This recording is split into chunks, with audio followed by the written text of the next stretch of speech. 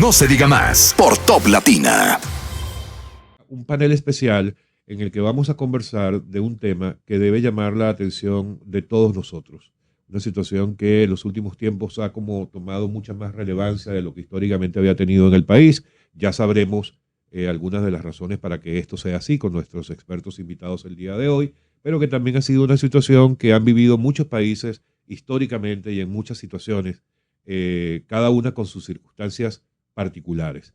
En el caso de hoy, evidentemente vamos a hablar del caso de República Dominicana, los desaparecidos en República Dominicana y un proyecto que tiene que ver directamente con el tema, que es el proyecto de ley de la alerta Amber, cuya responsable, ideóloga de este proyecto también estará aquí con nosotros.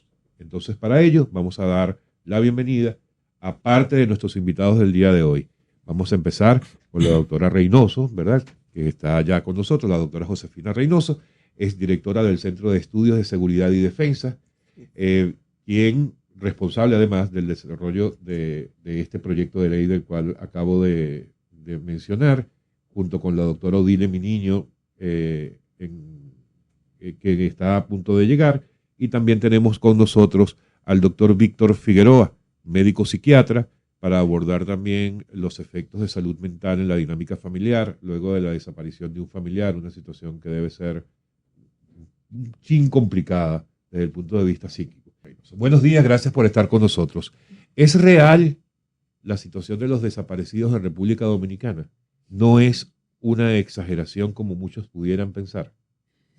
Bueno, gracias por invitarnos. Desde el Centro de Estudios de Seguridad y Defensa de la Fundación Global Democracia y Desarrollo, hemos estado trabajando e investigando en los desaparecidos en la República Dominicana. Justamente durante el año pasado presentamos un diagnóstico sobre los últimos 5 años que han ocurrido en República Dominicana, el caso de los desaparecidos, y hemos visto cómo ha ido incrementándose estos casos.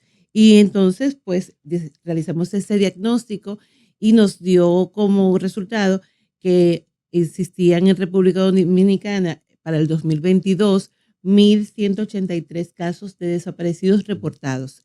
En estos momentos, República Dominicana en el 2024 tiene 1.542 casos reportados. Esto significa que sigue aumentando, aunque para el 2022 los casos eran mucho más graves, porque había 1.5 casos de personas desaparecidas. Ahora mismo tenemos 120 hasta el mes de hasta el mes de junio. Y bueno, y ahí evaluamos si son niños, cómo desaparecen, a qué hora desaparecen, cuáles son los horarios en los cuales son reportados. Y por supuesto, dentro de este diagnóstico nosotros hemos tenido unas recomendaciones y estudiado también el caso Amber, que la doctora está aquí, y que también suena muy interesante porque en otros países también está este caso del proyecto Amber. Sin embargo, nosotros le añadimos a nuestras recomendaciones unos casos adicionales, unas propuestas adicionales, como por ejemplo lo que sería crear el sistema, crear una ley, porque nuestra legislación en la República Dominicana no existe una legislación que hable solo de desaparecidos porque no está definido dentro del Código Penal, y también la creación del uso de la tecnología para poder dar respuesta, pero hay algo muy importante que es el seguimiento que se le debe dar también a los familiares y amigos que resultan psicológicamente muy afectados. Doctora Josefina, a mí me gustaría que usted decía algo muy interesante, y es ese diagnóstico que ha hecho el centro.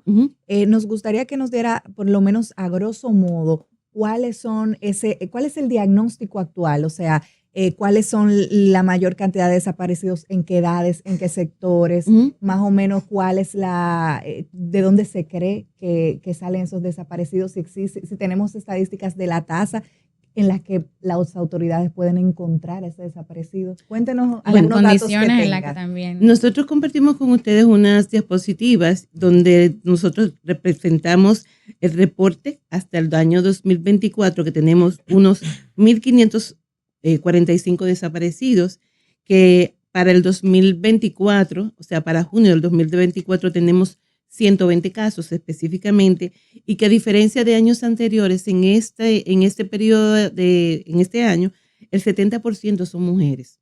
Ay, Dios mío. Que las personas barbaridad. desaparecen o las personas desaparecen o son reportadas como desaparecidas los jueves. Generalmente Wow. algo como muy extraño, pero Sí. hay una mayor cantidad de personas desaparecidas los jueves. También Jueves. tenemos que, Ujú. por ejemplo, las edades entre los 10 años y los 39 años son los principales casos. De estos, el 13.48% son niños y adolescentes, un 10.44% jóvenes y un 9.44% personas adultas. Pero hay algo muy interesante, que hay otras personas que también desaparecen, pero que no especifican la Ujú. edad. Ese caso de desconocidos es bastante alto. Sí. También tenemos en el diagnóstico las personas que desaparecen por enfermedades, ya sean enfermedades Wow. psicológicas o ya sean degeneraciones de algún tipo mental. Y uno de los casos que nosotros tenemos es que el 14% de las personas que habían desaparecido sufrían de algún tipo de enfermedad, ya sea de Alzheimer, epilepsia, autismo, depresión, esquizofrenia o pérdida de la memoria. Y el 86% de este diagnóstico, bueno, aquí lo tenemos en pantalla, son personas que que son sanas. Otro punto importante es que, por ejemplo, las principales provincias en las cuales desaparecen son Santo Domingo, San Cristóbal, La Romana, el Distrito Nacional y Santiago.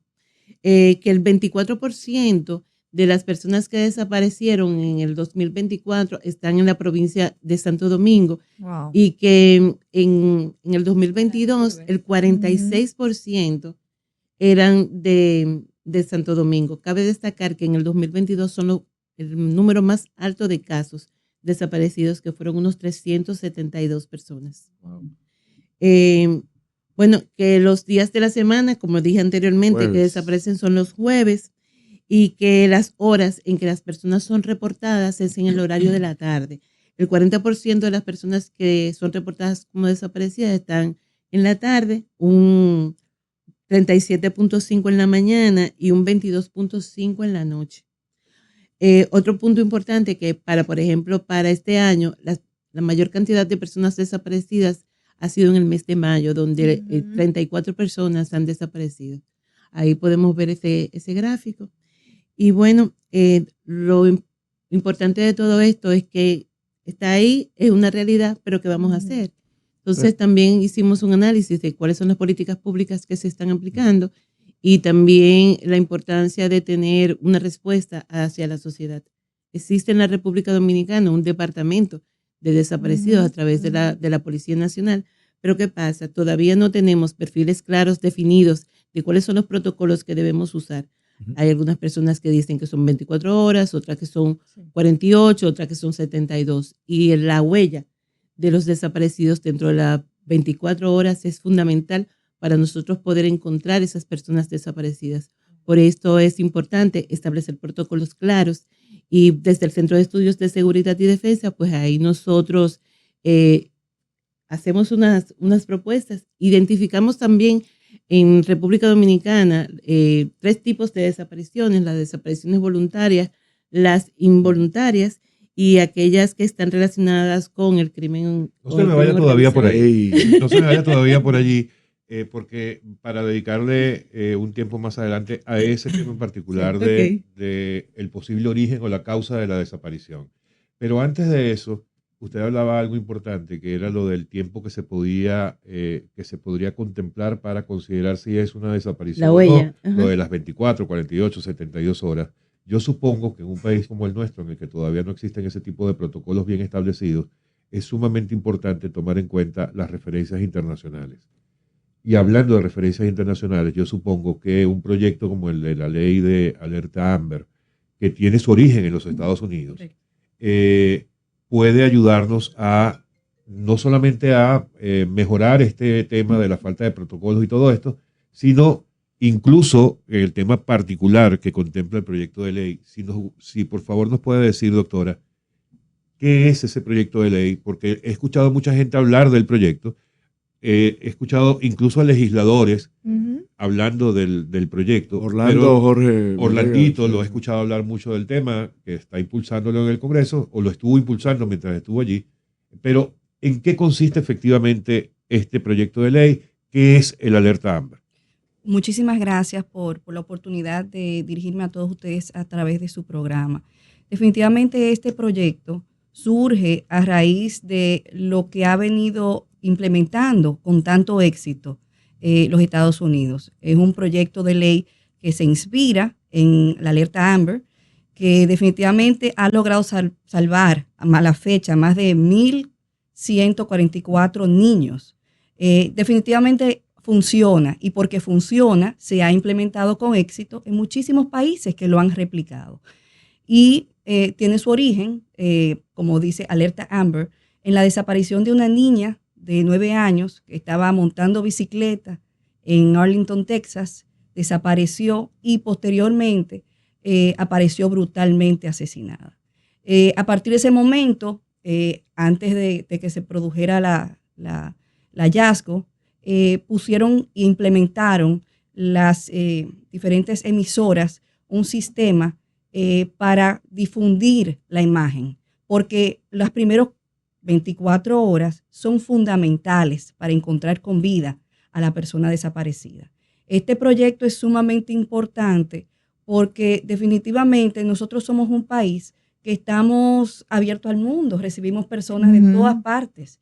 Entonces, definitivamente entendemos que implementar esas mejores prácticas, como lo ha hecho Estados Unidos, Francia, Australia, Japón, Puerto Rico y una infinidad de países, hace sentido. Nosotros tenemos como país que asumir esa responsabilidad ineludible de proteger a la ciudadanía. Y como madre, yo entendí que definitivamente proteger a nuestros hijos es fundamental. Es una labor que tenemos que hacer todos. En la medida que más personas conocen de la desaparición de una persona, sea niño, sea persona vulnerable, la sociedad presta sus ojos y oídos para la pronta recuperación de esa persona desaparecida. Y por eso es que es tan importante que nosotros prestemos y que hagamos lo que nos toca. Por eso yo, como madre, tras la desaparición de Carla Maciel, sentí la necesidad de presentar un proyecto de ley, porque realmente entiendo que nosotros tenemos que ser ciudadanos proactivos. Tenemos que prestar lo que conocemos y dar de nuestro tiempo. Entonces, efectivamente, es inspirado en el sistema Amber, donde se articulan todos los esfuerzos de las instituciones de nuestro Estado, porque naturalmente nosotros lo aplatanamos, lo hicimos para que no sea una copia, sino que se adapte a la realidad dominicana. Claro. Entonces, partiendo de ahí, se incorporan el Ministerio Público, Indotel, el CECEP y todas las instituciones que tengan que ver con seguridad. Es como una especie de COE, ¿verdad? Okay. Pero donde todos van a estar prestando su colaboración para el pronta recuperación y pronto resguardo de esa persona vulnerable. Nosotros quisimos... Para hacerlo didáctico, ¿cómo funciona hoy? Se desapareció Juaniquito Pérez.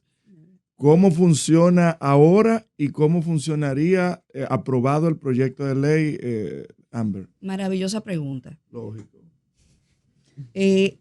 Mira lo que sucede hoy en día. Hoy en día desaparece una persona y tú te das cuenta que una madre de escasos recursos tiene que ir a pedir de favor que un programa de televisión, esté difundiendo la imagen de esa persona desaparecida. Una persona que posiblemente no tenga los recursos ni siquiera para llegar a ese programa de televisión. Y no es un favor que se le está haciendo. Yo entiendo que realmente toda la sociedad debe de apoyar en la búsqueda de una persona, de un ser querido. Somos seres humanos y es la más sagrada y más importante misión de una comunidad y de un país, es la seguridad ciudadana. Entonces, ¿cómo funciona? Básicamente, hay un integrado, un comité que determina si la persona cumple con las condiciones de calificarse desaparecida rápidamente, inmediatamente se difunde la imagen para que los aeropuertos, los puertos y las diferentes instancias y la comunidad en sentido general tenga la imagen con la descripción de la persona desaparecida y pueda activarse inmediatamente la alerta. Las 24 horas son cruciales. Entonces, no se pierde tiempo. Y lo que más me interesa es que, siendo una ley, es obligatorio. Hay continuidad, hay seguridad jurídica. Lo malo es que cuando hay un comité hoy, y es solamente un comité o solamente una institución, ¿qué garantías tenemos de que eso se vaya a aplicar mañana? ¿Qué continuidad va a haber? Entonces, tiene que haber un compromiso, tiene que haber una continuidad y obligatoriedad. Entonces, ¿qué lo garantiza? Una ley. Odette. Yo quisiera que pasemos a la parte psicológica, porque con Odile en la pausa hablábamos un poquito de lo que esto significa. Yo estuve en Utah, en Park City específicamente. ¿Dónde? En Utah, Park City, en una ocasión donde hubo el lamentable secuestro de un niño. Y yo que soy extranjera, inmediatamente pisé, me llegó un mensaje de seguridad reportando con una foto del niño, con la descripción del niño, diciendo hasta el vehículo en el que salió. Y yo pude ver cómo todos los canales de televisión, todas las emisoras, los carteles, la publicidad exterior, todo presentaba al niño. Ponían mini mensajes 2 veces al día, diario.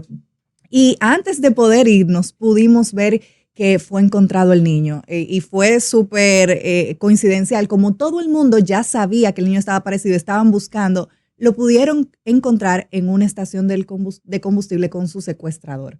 Entonces lo pudieron identificar y afortunadamente pues pudo ser rescatado. O sea que yo pude ver de primera mano cómo esta alerta Amber funciona. Pero desde el punto de vista psiquiátrico y psicológico, queremos saber, doctor Víctor, cómo afecta tanto a la víctima como a la familia, y especialmente el tema de la familia, que aquí lo hemos visto, sobre todo las madres desesperadas que salen, se despiden de su hijo en la mañana, que se va a la universidad y que más nunca regresa. Cuéntanos un poquito. Bueno, fíjate, el efecto es evidentemente devastador y ocurre una fractura en la dinámica familiar un poquito complicada, porque muchas veces empiezan a culparse entre ellos de qué pudieron haber hecho para evitar la situación.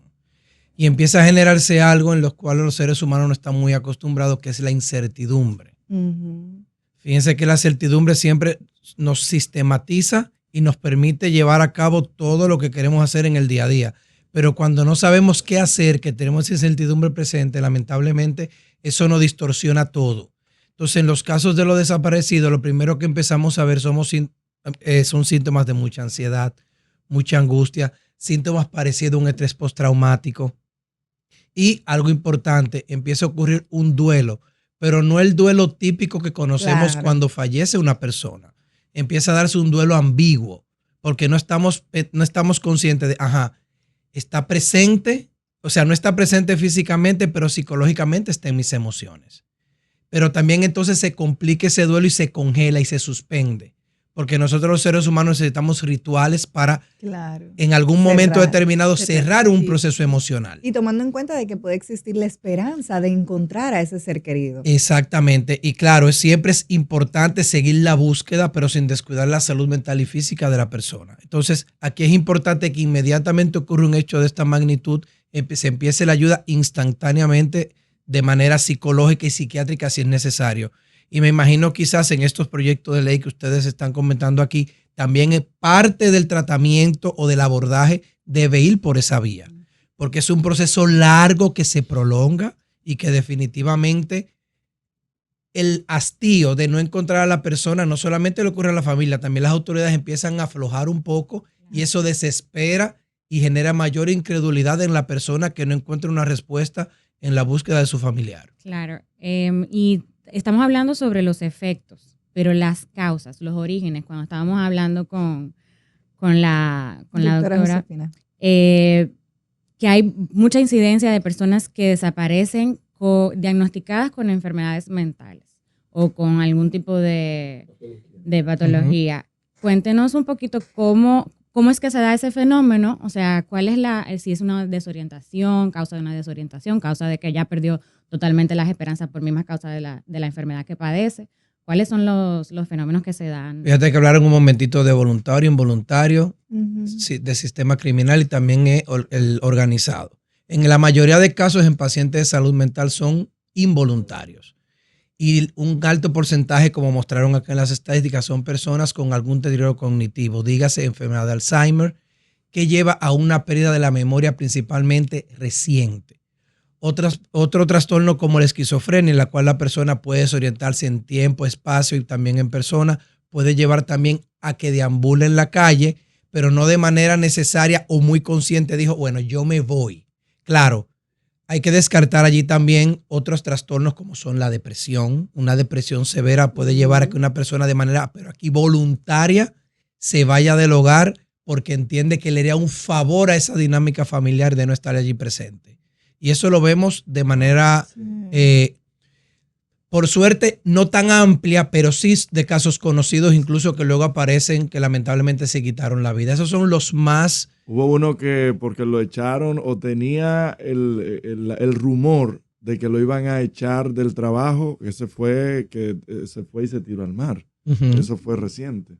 Sí, fíjate, allí pudiéramos inferir que habían síntomas depresivos y de desesperanza y minusvalía que llevaron a esta persona a cometer este hecho atroz. Fíjate que allí estos son los trastornos que más pudiéramos ver en el caso de desaparecidos en el área de salud mental principalmente. Y también de la salud mental, perdóname, en esos casos que se dan en Estados Unidos donde sociópatas son los que cometen crímenes en contra de personas inocentes. ¿Por qué será? O sea, me pregunto, aquí en República Dominicana no vemos ese fenómeno. Influye mucho la cultura.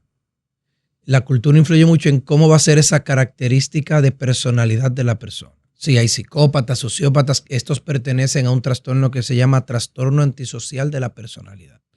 Entonces, estos casos como lo de Jeffrey Dahmer y todo esto no conozco ninguno en Dominicana o no ha aparecido. Entonces, la cultura tiene que influye muchísimo en cómo el grado de abstracción que puede tener una persona con una patología mental como esta para realizar un hecho como lo que hemos escuchado recientemente. Ahora, doctor, eso desde el punto de vista de la persona que termina siendo desaparecido.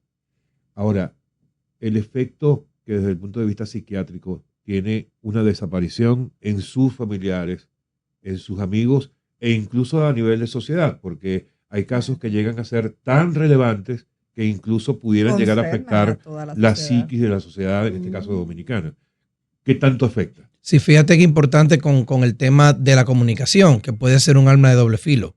En principio te puede ayudar a que se amplíe aún más esa red de apoyo a los afectados. Pero también hay una parte que pudiera ser en detrimento de la misma salud mental porque se empiezan a hacer teorías de conspiración, morbo y también constantemente estar afectado, impactando la psique de esos seres queridos. Lo primero que vemos es la negación, que es una primera etapa de duelo que nosotros conocemos, pero es como que se estanca.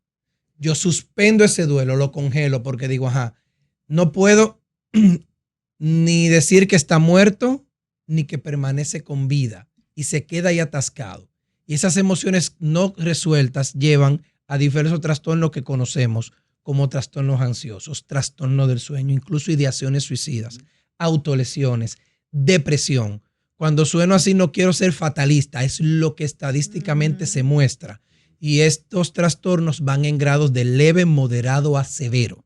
Entonces es importante que nosotros ante el conocimiento, si hemos vivido una situación de este tipo, estemos pendientes a escuchar nuestras emociones e instantáneamente busquemos la ayuda profesional en salud mental. Y esto, por ejemplo, doctora Miniño, en el proyecto también se estima de que haya algún tipo de asistencia para los familiares de los desaparecidos, como lo que estábamos hablando del soporte de ayuda profesional. Fíjate que el sistema en ese sentido más bien da el acompañamiento estatal, pero no estamos cerrados a esa posibilidad. Naturalmente es muy importante en el aire. Porque realmente es un drama que se vive. O sea, es un drama porque esa persona no tiene nunca, o sea, la familia no tiene clausura. O sea, mientras está desaparecido ese familiar, tiene que recibir acompañamiento. Y de hecho yo con algunas familias desaparecidos he tratado de buscarles ayuda psicológica. Pero naturalmente es una situación que requiere un enfoque multidisciplinario y definitivamente lo que tenemos es que hacer que esto suceda. Porque cada minuto que pasa sin que haya un protocolo claro, definido mediante una ley, es un minuto que lleva de ventaja los que quieren hacer las cosas mal hechas. Un aspecto importantísimo que ustedes acaban de comentar en la pausa, me parece muy relevante hacerlo ahora al aire. ¿Qué ocurre cuando la persona aparece? Y me gustaría agregarle si incide de alguna forma, si aparece en cuanto al lapso de tiempo, apareció a la semana o puede haber casos en que aparece un año después, por ejemplo. ¿Qué ocurre en esos casos? Empezamos por aquí por el tema del diagnóstico. Bueno, nosotros tenemos personas que estamos trabajando con ellas que tienen familiares que tienen 10 años desaparecidos. Esas personas nos dicen, nosotros queremos saber qué pasó. O sea, si está vivo, si está muerto. Nosotros necesitamos tener, por lo menos, en caso de que esté muerto, tener una tumba donde ir, un cadáver, saber cerrar ese ciclo. Y esa persona se mantiene con ese dolor y la familia se mantiene con ese dolor de manera constante. Con dolor, pero con esperanza. O... Con las dos cosas. Con el dolor de no estar ahí, de haber crecido, en este caso de haber crecido sin su padre, y con la esperanza de encontrarlo en algún momento. Y eso es una herida latente, eso es una herida que no cierra, y esto es terrible. Entonces, bueno, con el caso de cómo aparecen, dónde aparecen, que es la segunda parte del diagnóstico que nosotros estamos trabajando y que ya viene para el año próximo, es importante poder identificar dónde aparecen, cómo aparecen, para nosotros saber si está relacionado a crimen organizado, si está relacionado con una desaparición voluntaria, involuntaria o forzosa. Entonces, esa es la segunda parte que es sumamente importante. Y comentábamos fuera del aire también la importancia de tener un sistema de desaparecidos. Dentro de nuestras recomendaciones está la creación de una dirección general de desaparecidos que aporte, que apoye la parte del proyecto, pero que también apoye lo que es la prevención, lo que es la capacitación y sobre todo el seguimiento que debemos de darle a las víctimas de personas desaparecidas, porque los familiares y amigos también son víctimas, además del mismo desaparecido. Y el uso de la tecnología, nosotros estamos en pleno siglo XXI, entonces es interesantísimo que pudiéramos aplicar tanto lo que son las redes sociales como las páginas, una página web donde se pueda ir a declarar y que no necesariamente tenga que venir a la capital, porque ese es un tema. Tenemos un departamento en estos momentos, pero para poder reportar tiene que venir aquí a Santo Domingo. Entonces, ¿qué pasa? Que muchas personas tenemos, como yo le dije, 1.542 casos de desaparecidos, pero son solamente reportados. Hay una cantidad extraordinaria de personas que no han podido reportar, quizás porque no tienen el acceso para poder venir a Santo Domingo, porque no conocen los protocolos o porque quizás las mismas autoridades no conocen el protocolo. Entonces, desde el Centro de Estudios de Seguridad y Defensa, nosotros que mientras se está desarrollando lo que sería el proyecto de ley, nosotros a trabajar con la Policía Nacional para que en los destacamentos existan una literatura y un protocolo visible, no solamente para el que va a dar la denuncia o a decir que desapareció una persona, sino para los que están tomando esas denuncias. Que sean empáticos, para que la policía conozca cuáles son los protocolos y que los protocolos sean uniformes. Porque hoy no podemos decir que son 24, mañana que son 48 y luego que son 72. Dijimos anteriormente que la huella de las primeras 24 horas es importantísima. Claro. Y doctora Miniño, desde el punto de vista, o sea, rescatando lo que estaba diciendo la doctora Josefina sobre el estado de suspensión que quedan los familiares de las personas desaparecidas desde el punto de vista del proyecto de ley, ¿cuál es el rol del Estado para mitigar esos efectos de los familiares que quedan en ese estado de suspensión? Mira, lo primero es sentir que el Estado es empático, que recibe la denuncia, que está activo, eso ayuda, porque el familiar se siente respaldado.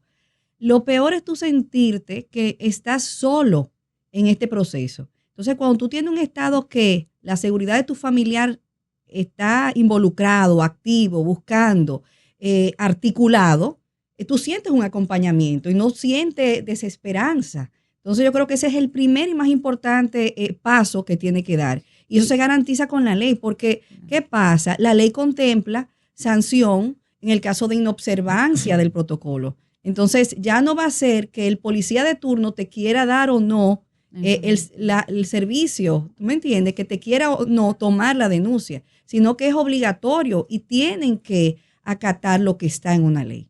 Sí, correcto. Y también desde el punto de vista del plazo, o sea, el Estado pudiera, o sería algo a incluir en el proyecto, si pudiera poner un final a esa espera de ese ciudadano. O sea, ¿qué tanta injerencia puede tener el Estado para salvaguardar la salud mental de ese familiar que está todavía con esa esperanza de encontrar a su familiar desaparecido? Sí, es así. O sea, el acompañamiento tiene que ser integral y de hecho contempla inclusive para el caso de personas que hayan sido sustraídos siendo quizá recién nacidos, también da el acompañamiento para poder determinar a quién pertenece el niño que ha sido sustraído. Entonces, hay muchísimos factores que están dentro de este drama.